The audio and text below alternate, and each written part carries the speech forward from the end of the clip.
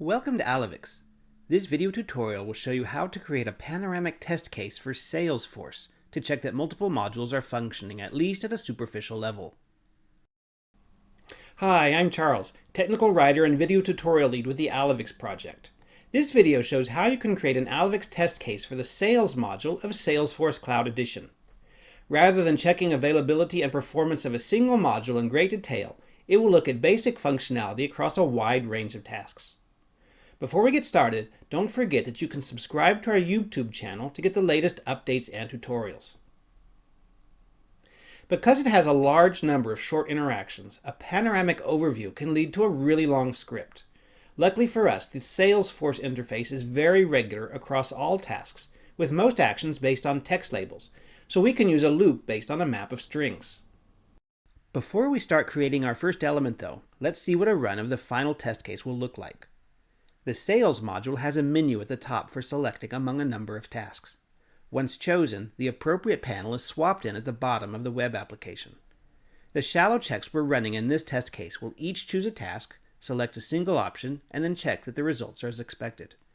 When Alyvix Robot completes the test case, it displays the elapsed time for each measured step. So let's build our test case. We want to start by launching a browser and logging in. The easiest way is to use a command prompt, launch the browser ourselves for now in private mode and with the URL we want, and then also launch Alyvix Editor. Now that the browser is pointed to the login page for SalesForce Cloud Edition, we can begin to tell Alyvix which fields in the login form we need to interact with. This includes the username and password fields, the Remember Me box, and the login button.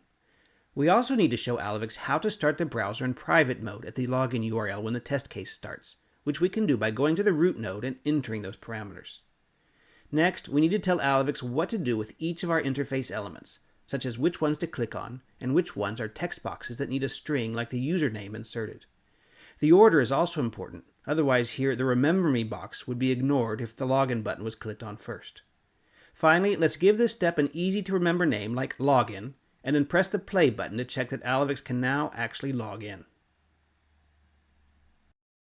Okay, we've logged in, so now we can start with an actual performance check. Let's start with a task using Contacts. We select a pair of anchor icons, followed by the menu item Contacts. The anchor icons ensure that Alyvix doesn't find a different word contacts somewhere else on the page. In this first step, we only need to click on the menu item, so we choose the click action for that interface element. We then give this step a different name than the one before, but which is still meaningful. Last, we add it to our list of steps and test it out. Since we're constructing a panoramic test case, let's do just one action to make sure this task is working properly, such as clicking on the first account listed in the table. Again, we select some anchoring icons and then the header of the account name column. We want the column name to prompt a click, but not on itself, which won't do anything. It should actually click on the line underneath the column header. To offset it, we use the Set Point option to move the click away from its default in the center of the selection. So once this second step finds the right column, it will click on the first account name directly below it, bringing up the following page, which we'll check next. The last step in our first task is to check the existence of some labels or graphics to both ensure the page loaded correctly and to allow us to find out how long the application needed to respond completely. To do this, we need to include at least one visual element that will be one of the very last to appear in its correct position. Here we've chosen a text label near the bottom, selected in the second group. As this is a final check for a task, we don't need to set up any interactions, so we just give it a name, add it to the script, and make sure that in fact it works. At this point, we could proceed with the second task in our panoramic test case, but we can see that many parts of the SalesForce interface are structurally identical. For instance, at the second step, there's the menu at the top, an identifying label, and then a table with column headers and links to further displays. It's the same with the dashboard section, the opportunities task, and also the report section. When we see this type of structural repetition, we can save time and make our test case more reusable by using a loop in our script rather than just listing out every step one after another. So let's use the 3 contacts steps we just created as the basis for our loop. What will we need to do to set this all up? We'll need something to loop over, so we'll create a map with text strings to look for in each interface. To match each text string, we use the special map lookup notation in the regex field, where the number indicates the column to retrieve the value from, and the second argument is a default value. We'll then have to make sure the region of interest covers a space where all of the strings may appear. Finally, since we have 3 steps in each iteration, we'll have to create a section for those steps and insert a loop statement with that section in the main script. Creating a map is quite easy. Go to Maps at the left, click on Add, give it a name, and then start filling in values. In blue at the left is the row name, which is just a name for our use.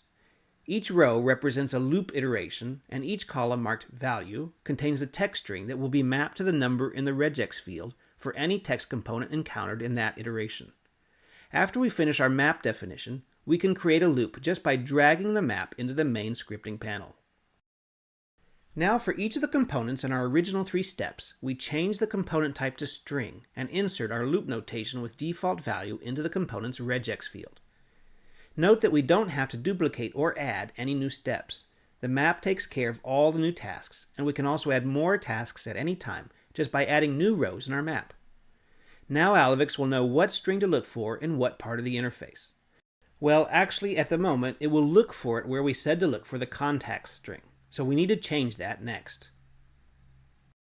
Even though the application layout is very regular, it's not perfectly regular. So the region of interest we initially set out in our contacts task probably won't be big enough to contain the locations of the strings for all the remaining tasks. We'll need to expand the regions of interest so that it will. So as before, we proceed through each component in each of our 3 steps to enlarge the region of interest to fit all potential locations. To finish setting up our loop, we create a section that will serve as the loop object. Add our 3 steps we want to loop over to the new section, and then remove them from the main script. We then add the map to the main script to create the loop, and drag our new section to set the loop to cycle over the steps in the section script. And that's how we set up this central part of our panoramic test case. Now we're ready to log out to conclude our test case so we can send the measurements to a monitoring system. SalesForce Cloud Edition employs a 2-step logout sequence, where first you open an Options and Settings panel at the top right, and then click on the logout action. We'll create 2 logout actions to implement this with the exciting names Logout1 and Logout2. Each is a simple step that only needs to locate the appropriate target to click on, and then actually click on it. Once we're done, we'll add them to the main script so that they run when our loop finishes. But we'll also add them to the fail script so that if the application or the connection slow down enough to exceed the timeout and break our test case, then Alyvix will still log us out anyway. Otherwise, it would cause problems when our SalesForce test case is scheduled to run over and over to show performance over time, since at the beginning of a new test case, we would still be logged in after the last time we ran it and it failed. Another part of exiting gracefully is that we should kill the browser because our first step launches a browser process from scratch.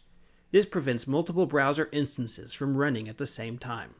To do this, we can just capture a screen without adding any components and use the root component to kill the browser process. One final note. When we built our steps, we left the timeouts and measure checkboxes with their defaults. With loops, it's easy to generate an excessive number of measurements, so be sure to uncheck the steps whose measurements you don't really need. Also, adapt the timeouts according to your network characteristics. So that's how we can build an Alyvix test case to easily monitor the availability and responsiveness of SalesForce Cloud Edition's Sales module in a panoramic way. We started off with 3 steps for one task, and then since the SalesForce interface is so regularly structured, we easily adapted those steps to other tasks in the Sales module by creating a map to loop over them as well. Thanks for watching this Alyvix video tutorial. Be sure to check out the Alyvix website, blog, and user guide at these links. And don't forget, you can also subscribe to our YouTube channel.